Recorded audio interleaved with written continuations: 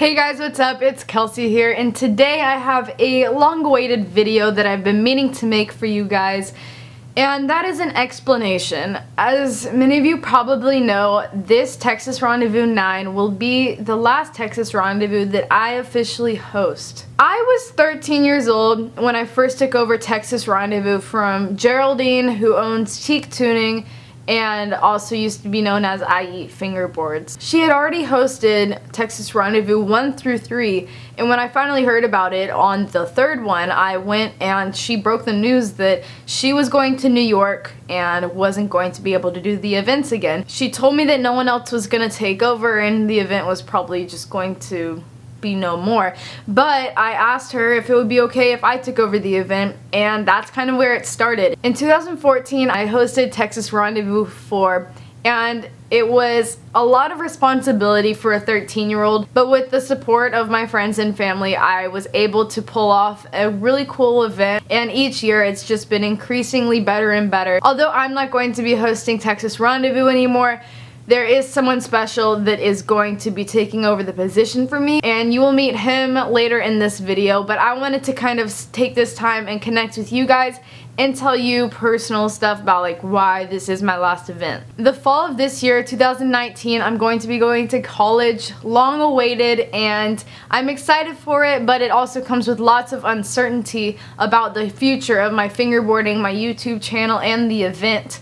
As many of you know, I did stop hosting Stonehouse Sesh because that's even more of an unknown than Texas Rendezvous. I'm going to try and come back to future Texas Rendezvous, so I still will be here, but it won't be me on the mic all the time going through all the raffle things. It'll be this next person who you'll meet soon. I will still be helping, and nothing's really going to change. I've been working with this person for probably 5 or so months now on how to take over the Texas Rendezvous. I've gotten a few concerns from some people about the Black River Park, so that will be relocated. I'm not keeping it. It's not mine to keep. It is for the event, and I fully plan on making sure that it gets to every single Texas Rendezvous from here on out. That's as far as the technical information goes on the event, but I do want to touch on the future of my YouTube channel as well. I didn't really gain many followers until 2014 when I started posting a lot of sponsor pack unboxings for Texas Rendezvous 4 and 5 and 6 and 7 and 8. The event has impacted me in more ways than just numbers. You know, I've always tried to improve every Texas Rendezvous. What's wrong with this one? What could be fixed? What potential problems are going to come up? How can I solve them? How can I make it more enjoyable for everybody? And I never really became complacent with the event that I had made. Overall, I've learned so much from hosting this event, and it's been an amazing opportunity. So I'm so excited that someone's going to be able to take it over from me and learn for themselves what it takes to host one of these events. When I offered to take over the Texas Rendezvous, I had no idea that it would become what it is today. When I first started, I think the Texas Rendezvous 4 maybe had 20 people that attended, and now it gets up to 60, 70, 80 people, and I'm glad you guys can kind of experience what I've worked so hard and poured a lot of energy into. But if I hadn't taken that first step to say, hey Geraldine, I'll take over this event and bring it down to Houston, I don't even know if there would be a Texas Rendezvous, and all the people who have ever come would not have experienced what they did. And that's not me trying to make myself seem like extra special or something. I truly believe anybody, you watching this, you could have done what I'm doing now. It just takes that first step saying, I'll do it, I'll try. You know, worst comes to worst, 5 people come, but then those 5 people still have a great time. Even if it comes to YouTube, like right now, maybe you've always wanted to start a YouTube channel, but you're like, I don't know, I don't think I can figure it out. Maybe I don't have the kind of personality that it takes. But I was in that same position 5 years ago when I first started this event, and I promise you, with just some determination and hard work, you can be where I am right now. I know you guys are probably sick of me rambling on, so I'll stop and get to it. This is the new host of Texas Rendezvous. So this is Trenton. He will be taking over the Texas Rendezvous for the one next year, Texas Rendezvous 10, and I'm so excited that he's agreed to take this weight off from me. We've been working since probably like January-ish. I think so, yeah. Yeah, like January, just every single thing that I've done for this event, I text him like, alright, I did this. Probably like really annoyed. I'm just going to let Trenton take over and tell you guys a little bit about himself and why he started fingerboarding and stuff. So I'm Trenton. I've been fingerboarding for about 3 years now. First event I ever went to was Texas Rendezvous 7.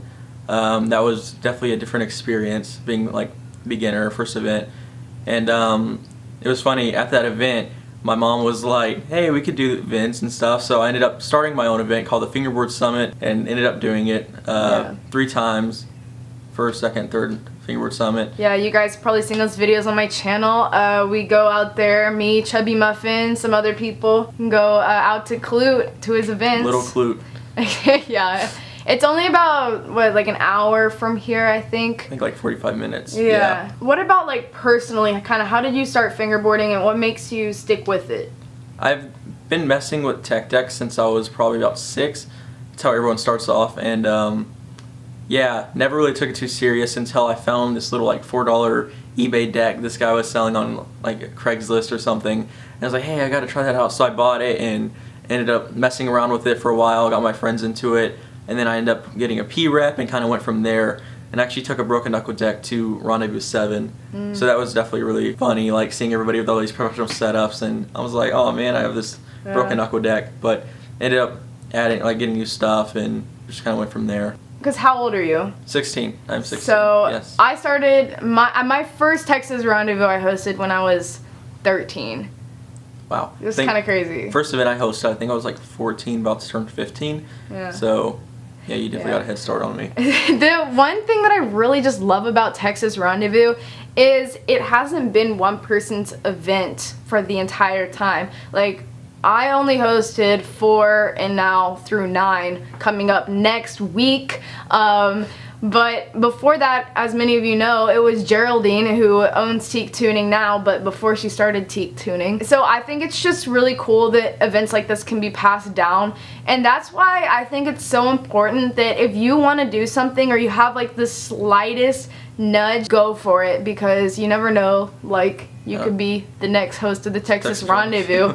I mean, I asked Trenton, when did I ask you, like January-ish maybe? I think it was like December. December? Yeah, I remember getting that text and I was like, if he doesn't say yes, I am so screwed. I'm sure lots of you want to know like what's going to happen to the Black River Park, the G13 that I got for the Texas Rendezvous. So I'm trying to find a place to keep it safe and keep it in a good condition so that we can have it for years to come.